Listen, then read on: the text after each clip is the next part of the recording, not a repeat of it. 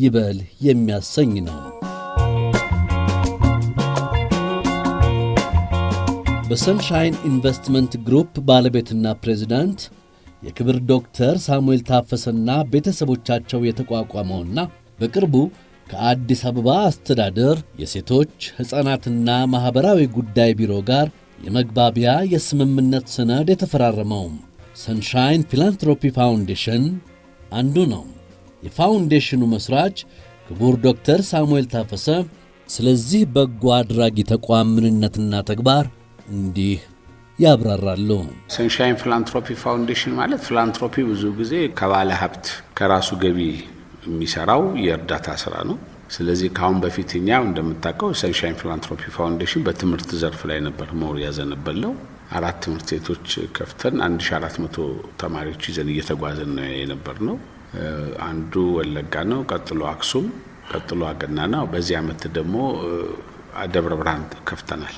እነዚህን ተማሪዎች ነበር በጣም በችግር ላይ ያሉ ተማሪዎችን ምንም አይነት ገቢ የሌላቸውን የኪስ ገንዘብ 250 ብር በየወሩ እየሰጠን ያስተማሪና አጠቃላይ ወጪዎቹን እየሸፈን እስካሁን በወር እስከ 850 ሺህ ብር የሚወጣ ወጪ እያወጣን ለነዚህ ተማሪዎቹ አገልግሎት እየሰጠን ነበር የምንገኘው። አሁን ደግሞ ወደ አረጋውያን መንደር ገብተናል። ስለዚህ የፊላንትሮፒ የምንለው ኦልሬዲ አንዱ ባለሀብት ኖርማሊ ዊዛውት ኤኒ ሳፖርት በራሱ ወጪ በራሱ ተነሳሽነት ሊሰራ የሚችለው የእርዳታ ድርጅት ነው። አለን ንካፈል ከቀን ከሌታችን በዋልነው ለመዋል ቢመጣም ተራችን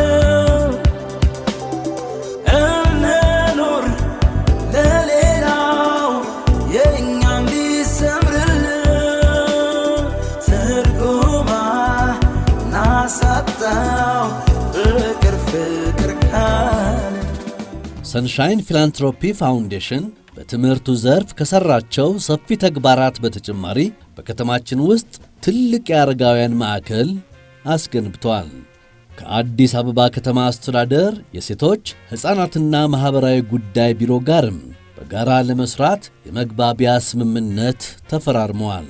ክቡር ዶክተር ሳሙኤል ታፈሰ ስለ ስምምነቱ ይዘት እንዲህ ይገልጻሉ። ከሴቶችና ማህበራዊ ጉዳይ ከአዲስ አበባ ሴቶችና ማህበራዊ ጉዳይ ቢሮ ጋር የተፈራረምነው ምንድነው በጋራ እንዴት መስራት አለብን ነው። በጋራ መስራት አለብን የምንለው እኛ እንደምታውቀው የአረጋውያን መንደሩን ገንብተን ኦልሞስት ከ90% በላይ ጨርሰናል። ከ2 ወር በኋላ መግባት ይጀምራሉ። ግን እነዚህን የአረጋውያን ማዕከላት አረጋውያኖቹን አሰባስበው ቢሰጡልን የሴቶችና ማህበራዊ ጉዳይ ቢሮ ነው። ሌላ ደግሞ በተጨማሪ ምንድነው ቦታውን የአዲስ አበባ መስተዳድር ነው በነፃ ይሰጣል 30,000 ስኩዌር ሜትሩን። ግንባታውን ግን ሙሉ ለሙሉ ወጪውን እኛ ነው የሸፈነው። ስለዚህ ማኔጅመንቱን እኛ እንሰራለን። ከነሱ ጋር ሆነን በቦርድ እንትኖቹ ማኔጅ እንደምናደርግ የሚያሳይ የመግባቢያ ሰነድ ላይ የተፈራረመው።